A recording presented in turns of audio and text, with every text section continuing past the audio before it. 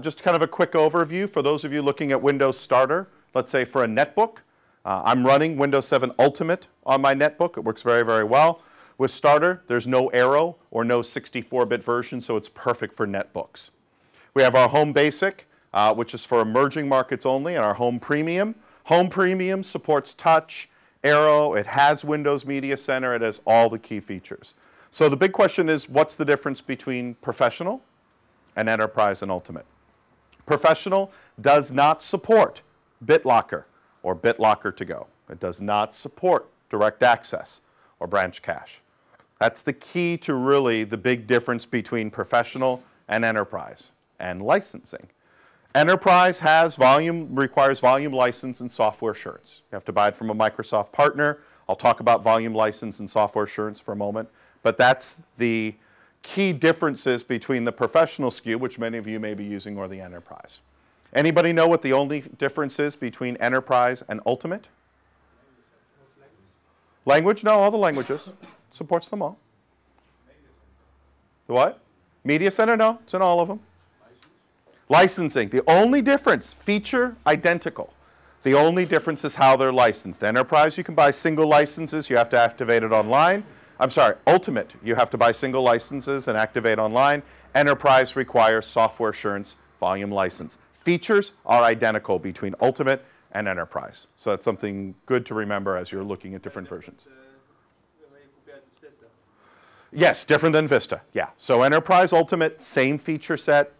We hide games in Media Center, but you can turn it on in server, but all the features are there. They're identical except for how they are licensed. Exactly correct. Yeah, it is different than Windows Vista, so that's why I take a moment and we chat about this slide. Does the Enterprise require a volume license? Yes, you can't even buy it. You have to buy it through a partner with volume license and software assurance. Yeah, but you need to install a server for it. No.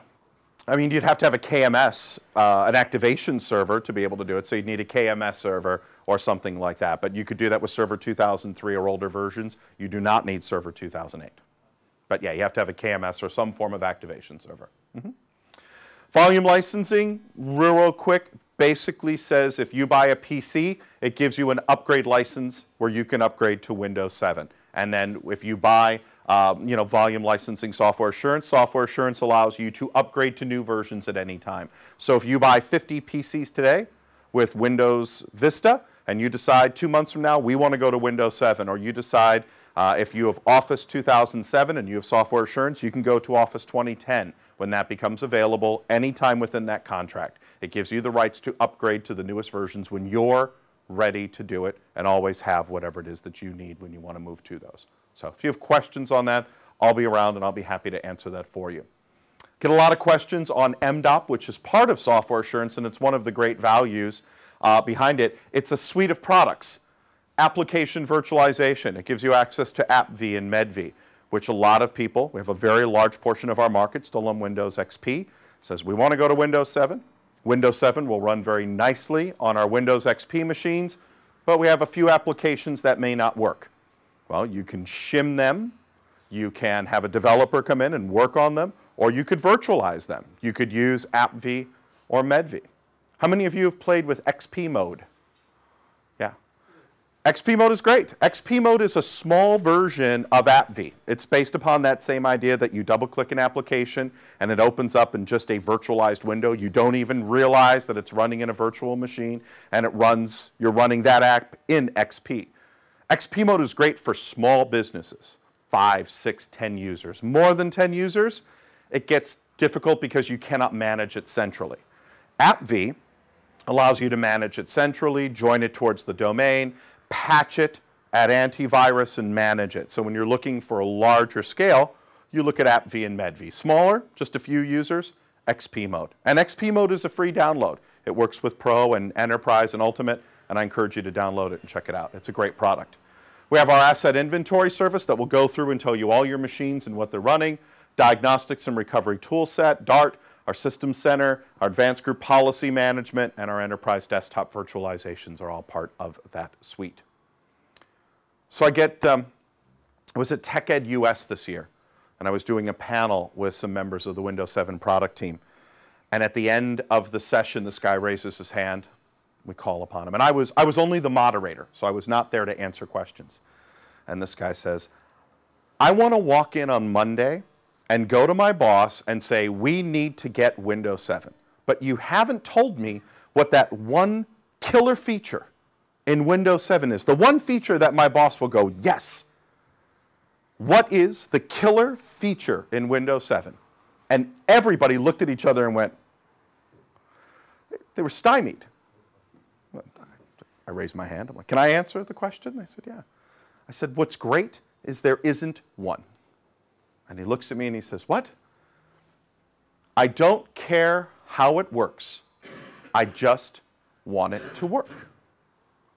I spent 15 years as an IT pro before coming on board with Microsoft. I just celebrated my 1-year anniversary with the company. I was an MVP, 2 times certified MCT. I worked in training centers for a long time, ran my own consulting company. And the one thing that any person I'd ever worked for says, the end users go, I don't care how it works, I just want it to work.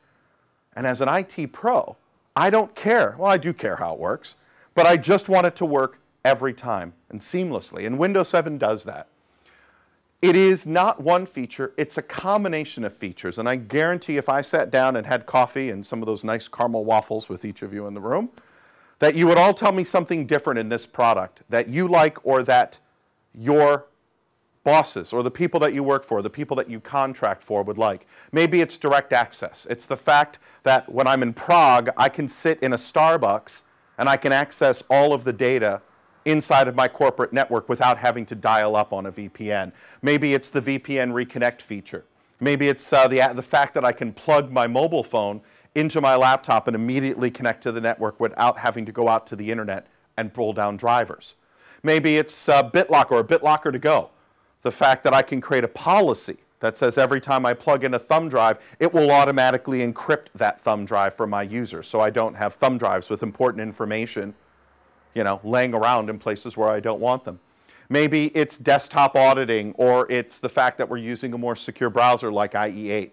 Maybe it's the arrow features. I love the fact I can grab a window and pull it to the left and it goes half screen and pull it to the right, and I can work with 2 documents evenly very, very quickly. Or maybe it's shake. I hope it's not shake. Shake is cute, but maybe it's search. Maybe it's the fact that my wireless connections and my wired connections are now all in one place with a troubleshooter built in. Maybe it's location-aware printing, that when I'm home, Windows 7 goes, oh, you're home. You want to print to this printer. And when I walk into the office, it says, no, you want to print to this printer. And it knows the difference between my home location and work. Maybe it's the fact I can be in a home group at home and still be a member of my domain at work and still use direct access the whole time. Maybe it's just the speed.